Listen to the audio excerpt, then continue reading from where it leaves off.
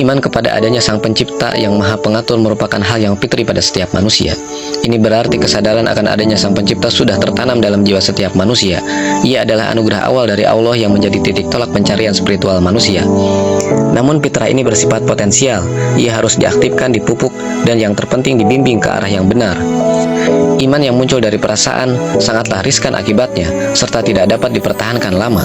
Perasaan hati yang tidak dibimbing oleh akal ibarat perahu tanpa kemudi di tengah lautan. Ia mudah terombang-ambing. Misalnya perasaan dapat menciptakan gambaran Tuhan yang tidak benar, seringkali berdasarkan keinginan, ketakutan, atau budaya lokal. Perasaan ini dapat dengan mudah disalahgunakan oleh pihak-pihak yang tidak bertanggung jawab, seperti dukun dan tokoh sesat, untuk menciptakan tahayul dan penyembahan palsu. Iman yang hanya berdasarkan perasaan akan goyah ketika menghadapi musibah besar atau pertanyaan-pertanyaan kritis dari akal itu sendiri. Penyembahan berhala dan kurafat tidak lain merupakan akibat kesalahan perasaan hati ini. Prosesnya seringkali berjalan secara bertahap, mulai dengan menghayalkan Tuhan memiliki sifat seperti makhluk, misal punya tubuh, duduk di singgasana, memiliki kebutuhan.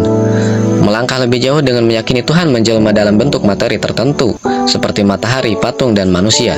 Puncaknya adalah mencari perantara kepada Tuhan melalui benda-benda atau makhluk yang dianggap suci tersebut, yang akhirnya menyamakan kedudukannya dengan Tuhan.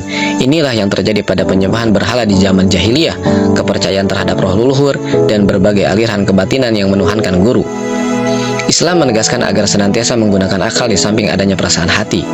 Islam tidak mematikan perasaan demi akal atau sebaliknya. Islam mensinergikan keduanya. Akal yang sehat adalah prasyarat untuk memahami dan menerima wahyu Allah, yaitu Al-Quran dan Sunnah. Tanpa akal, wahyu tidak dapat dipahami. Akal juga digunakan untuk menimbang suatu kepercayaan, apakah logis, apakah sesuai dengan sifat-sifat Tuhan yang maha sempurna, apakah bebas dari kontradiksi. Allah berulang kali menantang manusia untuk menggunakan akalnya merenungi ciptaannya. Proses observasi dan penalaran ini justru menguatkan keyakinan yang ada di dalam hati. Islam mendorong setiap individu untuk menggunakan akalnya sendiri untuk memahami dan membenarkan keyakinannya, bukan sekedar ikut-ikutan orang tua atau lingkungan tanpa tahu dalil dan alasannya. Iman hasil taklid adalah iman yang rapuh. Orang yang bertaklid tidak akan mampu mempertahankan keyakinannya ketika dihadapkan pada keraguan atau argumentasi yang kuat dari pihak lain. Islam adalah agama yang rasional sekaligus menghargai perasaan dalam hati setiap manusia.